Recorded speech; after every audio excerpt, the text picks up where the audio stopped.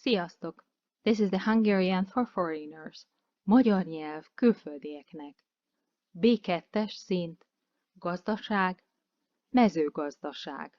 Today we will talk about the agriculture and I will speak just in Hungarian.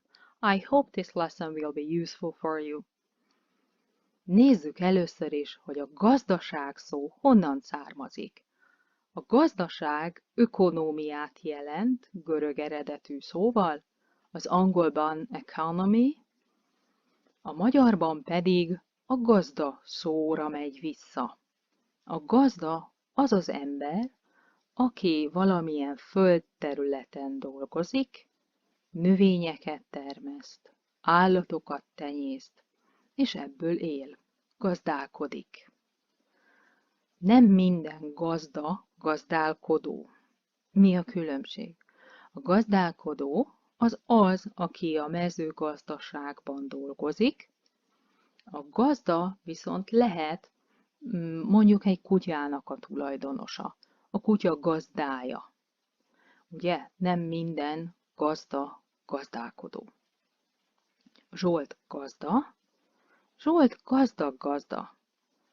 A gazdag szó is a gazda szóból származik, hiszen akinek sok mindene van, sok földje van, sok növénye, sok terménye, sok állata, az egy gazdag ember. Zsolt foglalkozása gazdálkodó. Ez Zsolt gazdasága. Ez nagy gazdaság. Zsolt gazdálkodik. Zsolt a saját földjén gazdálkodik. A gazdák idén jó termésre számítanak. A gazdák idén bő termésre számítanak. A gazdák idén rossz termésre számítanak. A gazdák idén szegény termésre számítanak. A jó és a bő a termés szóval kapcsolatban szinonimák, a rossz és a szegény a termés szóval kapcsolatban szinonimák, de a jó és a rossz ellentétek, és a terméssel kapcsolatban a bő és a szegény és ellentétek. A bő szót a mindennapi életben a ruhákkal kapcsolatban szoktuk használni. Például azt mondjuk, hogy ez a pulóver túl bő rám. A pulóverrel kapcsolatban a bő szó ellentéte a szűk. Ez a pulóver túl szűk rám.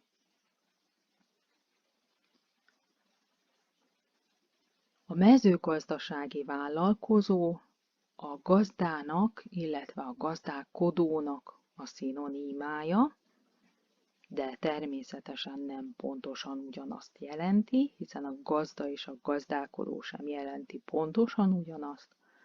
A mezőgazdasági vállalkozó olyan ember, akinek mezőgazdasági vállalkozása van. A vállalkozás valamilyen cég, ami az adóhivatalnál be van jelentve, és természetesen a cégbíróságon is be van jelentve. Tehát egy működő cég a vállalkozás. A vállalkozás szó egyébként a vállal szóból származik, valaki valamilyen feladatot elvállal, valamilyen küldetést elvállal, valamilyen missziót elvállal, vállalkozik a feladatra, ezt is szoktuk mondani a hétköznapi életben, és maga a vállalkozás kifejezés az ebből a vállalkozik igéből származik, de jelenti a vállalkozik ige is azt, hogy valaki valamilyen vállalkozást működtet. A mezőgazdasági vállalkozók egy része az a legegyszerűbb vállalkozási formát választja, tehát nem részvénytársaságot, vagy Kft-t, vagy BT-t alapít, hanem őstermelőként foglalkozik mezőgazdasági vállalkozással. Az őstermelő szóban az ős kifejezés az olyan szavakból lehet ismerős, mint az őskor, ősember, valaminek az elődjét jelenti, illetve az eredeti terméket, produktumot, mondjuk azt, hogy a személyautónak az őse a lovaskocsi volt. Mondhatjuk ezt, hogy az őse volt. Emberekkel kapcsolatban is mondjuk ezt, hogy az őseim, az elődeim mondjuk egy nagy kastélyban éltek. Az ős termelő az az ember, aki az eredeti termelő, tehát például, aki a saját földjén a búzát megtermeli. Később a malomban a molnár a búzából lisztetőről, és ebből a lisztből a pék kenyeret süt, és ezt a kenyeret a boltos eladja a boltban, de az őstermelő, aki a búzát a kenyérhez megtermelte, az a mezőgazdasági vállalkozó, aki a földjén dolgozik. Nagyon fontos, hogy a termény és a termék szó különböző dolgokat jelent. A termény az valamilyen növény, ami a földön megterem, amit a mezőgazdasági vállalkozó megtermel, a termék pedig egy olyan tárgy, vagy lehet szellemi alkotás is, amit valakik egy gyárban, üzemben előállítanak, tehát ami nem egy ilyen biológiai produktum, hanem valami mesterségesen előállított termék. Ezt jelenti a termék, hogy nem növény, amit a szántóföldön termesztettek.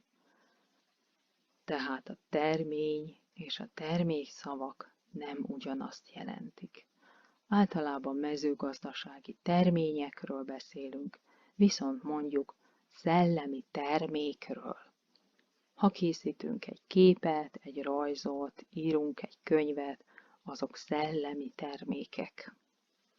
De ugyanúgy egy számítógép, amit elkészítenek a gyárban, az szintén termék. Amit áruba bocsátanak a piacon, azoknak az áruknak nagy része az termék. A termény az, amit az őstermelő a földjén megtermel. Maga a mezőgazdaság szó egy összetett szó, a mező plusz a gazdaság szavak összetétele. A mező az a földterület, ahol a gazda a növényeket termeszt, tehát mondjuk ahol a búza terem, az egy mező, búzamező. Az élelmiszer termelés természetesen nem csak növénytermesztést jelent. Ugye az élelmiszer, amit az élelmiszerboltban kapni lehet, amit meg tudunk enni, azok az élelmiszerek. Nézzük a kék színű példamondatainkat. A gazdák mezőgazdasági vállalkozásokat működtetnek. A kereskedők alacsony beszerzési áron, azaz olcsón veszik az őstermelőktől a terményeket. Beszerzési ár az az ár, amin megvásárolják az adott terméket vagy terményt, és az eladási ár az az ár, amin eladják az adott terméket. Általában már nem a terményeket, de előfordul néha, hogy terményeket adnak el, adnak tovább a kereskedők. Nézzük a következő képünket. Mi a különbség a földművelés, növénytermesztés, az állattenyésztés és az erdőgazdálkodás között? A földművelés az általában a növénytermesztést jelenti. maga a földművelés szó, a föld plusz a művelés szónak az összetétele. Művelt az az ember, aki sokat tanult, sokat olvasott, nagyon sok mindent tud, és a földet is művelik, hogy többet teremjen. Növénytermesztés. Nagyon fontos, hogy a növényeket termesztik. A növény az terem, tehát nem egyszerűen nő a növény, hanem valamilyen termést hoz, a növény terem. Azt mondjuk, hogy szépen terem a barack, vagy idén nem termett barack, mert tavasszal elfagytak a virágok. Tehát a növények akkor is nőnek, ha nem teremnek, de ha termést hoznak, akkor teremnek.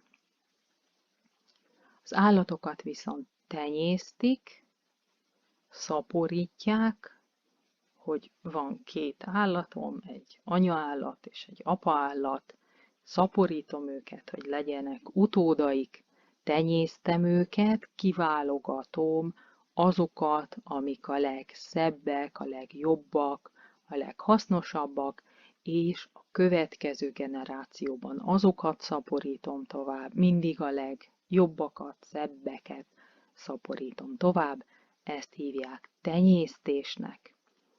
Természetesen a növénytermesztésben is megtörténik ez a válogatás, de máshogyan történik, mint az állattenyésztésnél. A földműves szó arra az emberre vonatkozik, aki a földet műveli, tehát a földművelő ember, a földműves, és az az ember, aki az állatokat tenyészti, az az állattenyésztő. Az állattenyésztő nem csak sertéstenyésztőt jelent, mint ugye a képen látjuk ezeket a malacokat. Ugye a malac az a fiatal disznónak a neve, és a sertés az a disznónak a szinonimája. Általában a hivatalos nyelvben a sertés szót használják, a hétköznapi életben a disznó szót, illetve kis állatokkal kapcsolatban a malacot. Szóval visszatérve az állattenyésztő szóhoz, az állattenyésztő az nem csak sertéseket, vagy szarvasmarhát, lovat tenyészthet, hanem például kutyát is. Tehát a kutyatenyésztők azok, akik azzal foglalkoznak, hogy kutyákat szaporítanak, és aztán ezeket eladják. A földműves és a növénytermesztő szavak azok szinonimák, az állattenyésztő és az állattartó szavak viszont nem pontosan ugyanazt jelentik. Állattartó lehet bárki, akinek állata van, tehát a hobbi állattartók is állattartók, de nem feltétlenül foglalkoznak állattenyésztéssel. Nyilván akinek hobbi állata van, ha mondjuk a kutyájának kis kutyái születnek, attól ő még nem lesz állattenyésztő. Az állattenyésztő az az, aki hivatásszerűen foglalkozik az állatok tenyésztésével. És a harmadik képünk az erdőgazdálkodást illusztrálja. Erdő plusz gazdálkodás. Aki az erdőgazdálkodással foglalkozik, az általában az erdész. Az erdész az az ember, aki az erdőben azzal foglalkozik, hogy az erdő szépen nőjön, megfelelő mennyiségű és minőségű fa legyen benne, jó, egészséges legyen az erdőfa állománya, és az erdei állatok is megfelelően éljenek. Amikor elhatározzák, hogy egy erdőt kivágnak, mert szükség van a fára, ami az erdőben termett, azt fakitermelésnek hívják, kitermelik a fát, és aztán eladják. Az az ember, aki a fát kivágja, az a favágó, és az erdész mondja meg a favágónak, hogy ezt a fát kell kivágni. Nézzük a kék színű példamondatunkat. A mezőgazdaság főbb ágazatai növénytermesztés, állattenyésztés és erdőgazdálkodás. Vannak más ágazatai is, ezek a főbbek, a fontosabbak, a nagyobbak. Ágazat, mondjuk azt is, hogy szektor. A mezőgazdaság fontosabb, vagy legfontosabb szektorai a növénytermesztés, az állattenyésztés és az erdőgazdálkodás. Jó, nézzük a következő képünket. Méhészet, borászat, halászat, ezek is különböző mezőgazdasági ágazatok.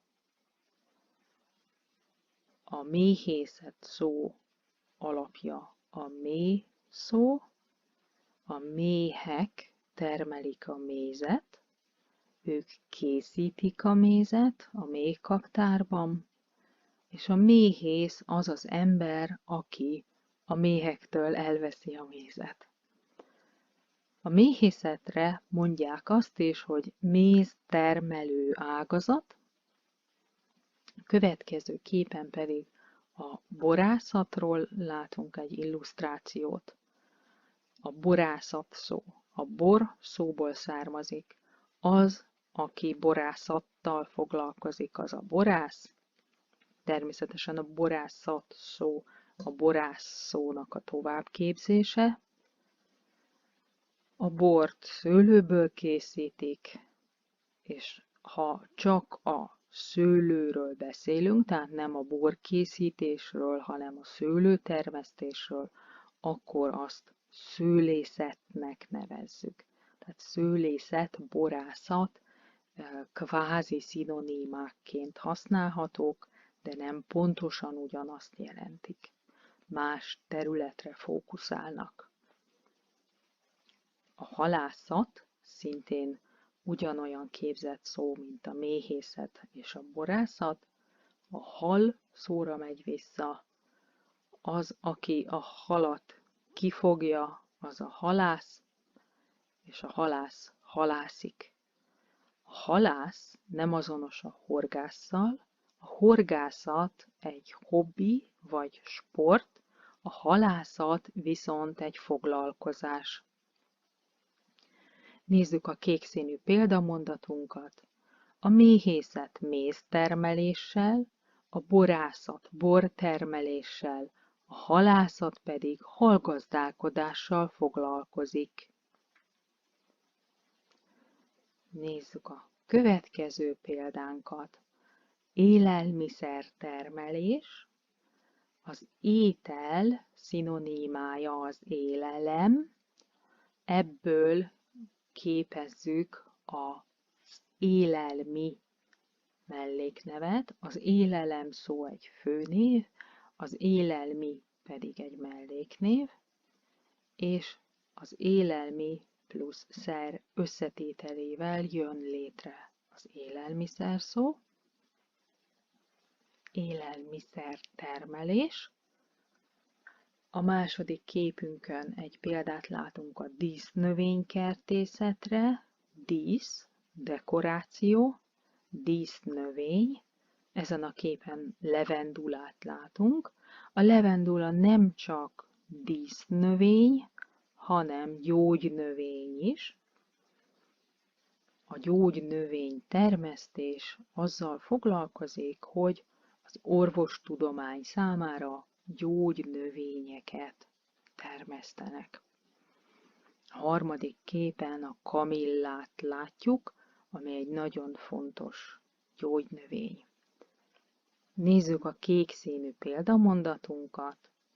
A magyar mezőgazdaság húzóágazata az élelmiszertermelés. Húzóágazat, vezető ágazat. A magyar mezőgazdaság húzóágazata az élelmiszertermelés. Áfonyatermesztés, kecskesajtgyártás, gyapjútermelés.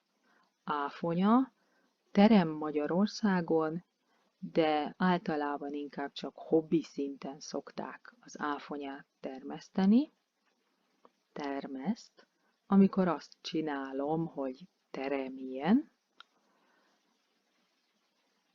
A kecske is egy félig meddig hobbi állat Magyarországon.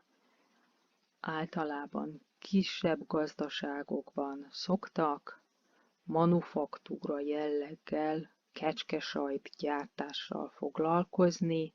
Nincsenek hatalmas mezők, ahol több ezres kecskecsorták legelnek,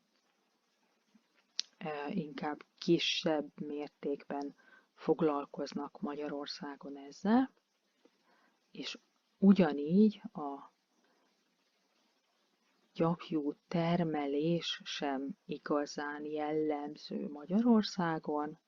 Vannak Magyarországon is birkák, de Magyarországon nincsen túl hideg, ezért a magyarországi birkák gyapja nem olyan meleg, mint a hidegebb országokban élő birkáknak a gyapja.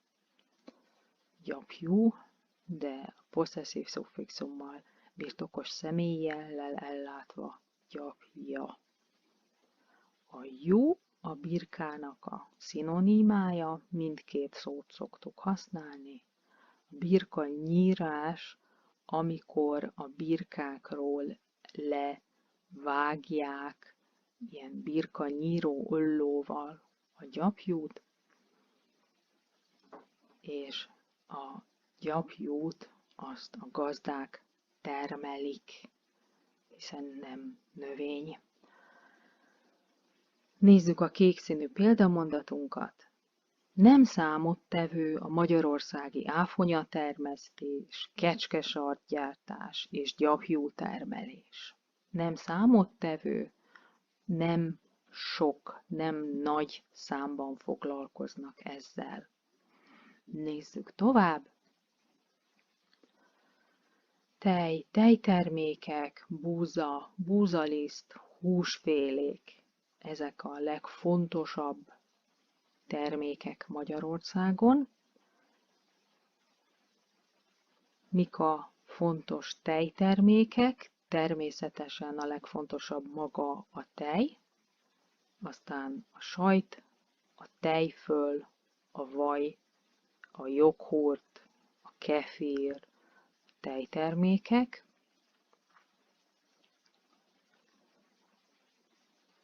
A következő képen a kenyér sütésnek egy fázisát látjuk, amikor meggyúrják a lisztből a tésztát. Magyarországon általában búzakenyeret készítenek, de vannak más gabonanövények is, például a rózs, az árpa, az ab, illetve Magyarországon kukoricát is termesztenek nagy mennyiségben.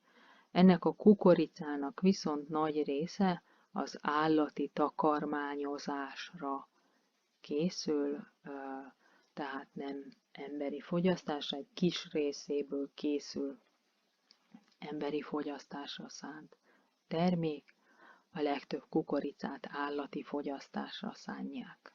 Ugyanígy a zabot is általában az állatok eszik meg, a búzát viszont az emberek kenyér formájában.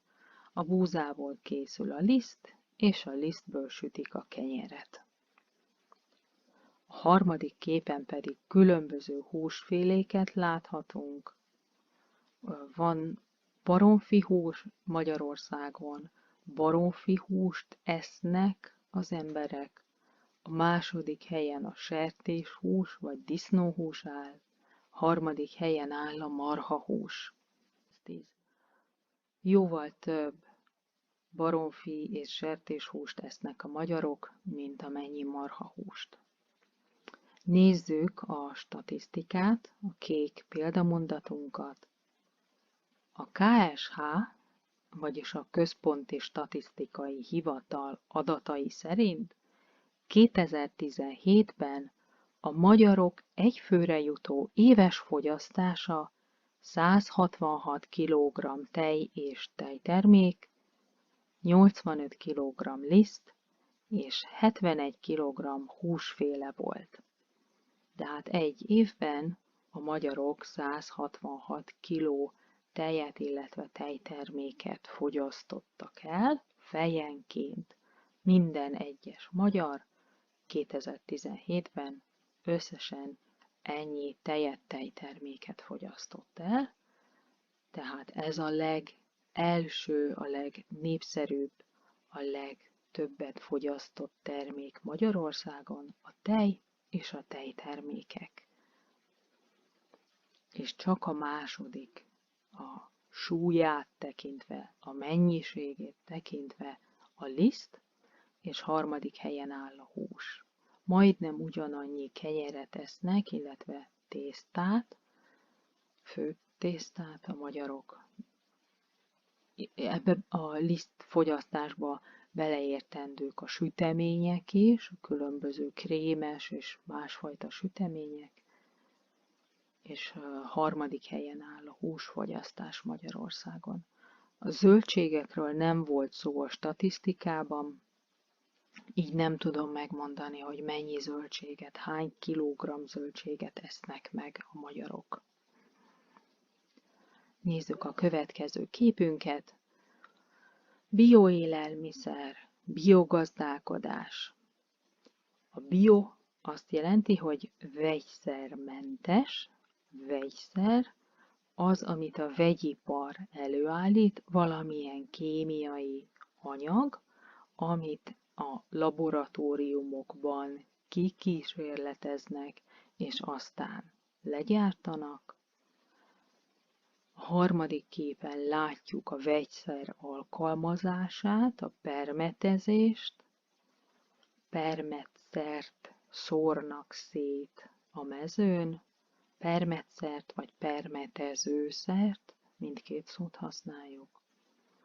Ezek általában növényvédőszerek, olyan szerek, amik meggátolják azt, hogy a kártevők, kórokozók elpusztítsák a növényeket, de ezek a kémiai anyagok veszélyesek is lehetnek, ezért egyre fontosabb a bioélelmiszer előállítás, ahol vegyszermentesen állítják elő ezeket az élelmiszereket.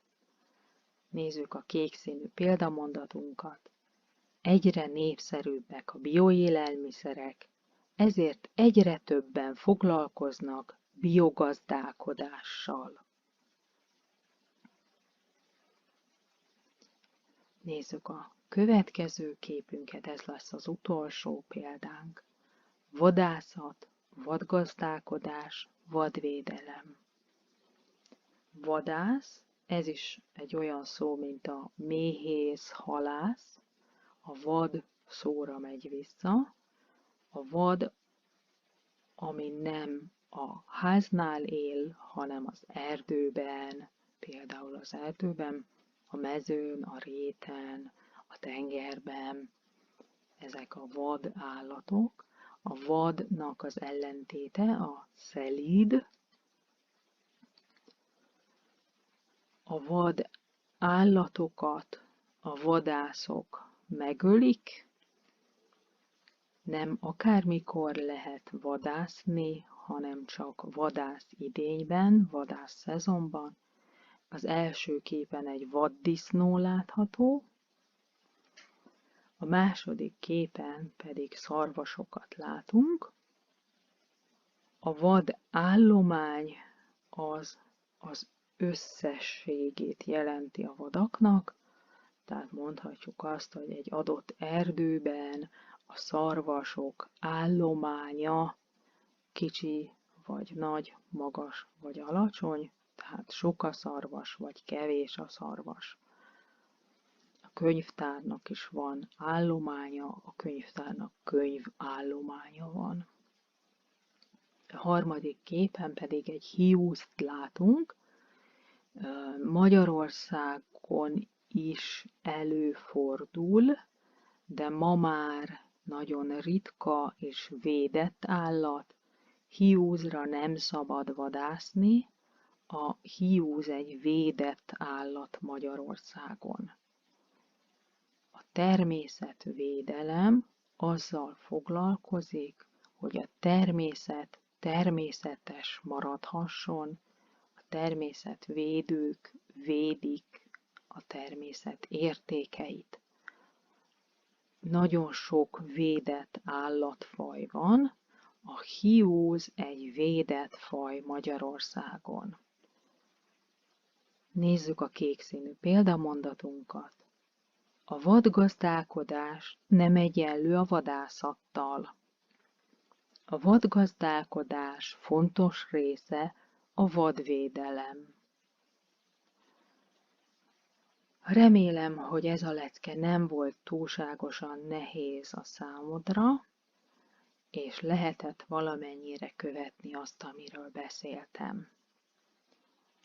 Köszönöm szépen a figyelmet, hamarosan újra találkozunk. Sziasztok!